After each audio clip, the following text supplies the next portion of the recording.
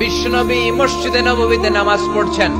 তিনি আল্লাহু আকবার বলে নামাজ শুরু করলেন, কেরাত পড়লেন, রুকু করলেন। রুকু থেকে দাঁড়িয়ে বিশ্বনবী পড়লেন সামি আল্লাহু লিমান হামিদা। পেছন থেকে সাহাবারা পড়ল রব্বানা ওয়ালাকাল হামদ। এক সাহাবী বাড়িয়ে অতিরিক্ত পড়লেন হামদান কাসীরান তাইয়িবান মুবারাকান ফি। ফিসফিসি আওয়াজে পড়ার কারণে বিশ্বনবীর কানে এটা চলে এসেছে।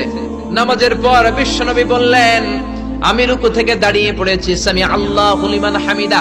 তোমরা পড়ার কথা ছিল শুধু রব্বানা ওয়ালাকাল হামদ। কে যেন একজন ফিসফিস আওয়াজে পড়েছো হামদান কাসীরান তাইয়িবান মুবারাকান ফি। কে পড়েছো? দাঁড়াও।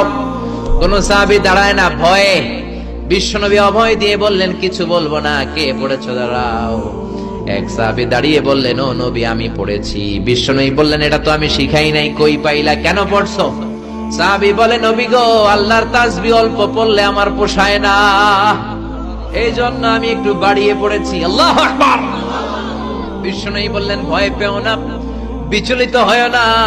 নামাজরত অবস্থায় আমি দেখেছি বিদআউ ওয়া সালাসুনা মালায়েকা, 30 জনেরও বেশি ফেরেশতা তোমার এই অতিরিক্ত তাসবিহর সওয়াবটা কে লিখে লিখে আল্লাহর দরবারে পৌঁছে দিতে পারে। তারা আকাশের মধ্যে কে আগে নিয়ে যেতে পারে প্রতিযোগিতা করছিল।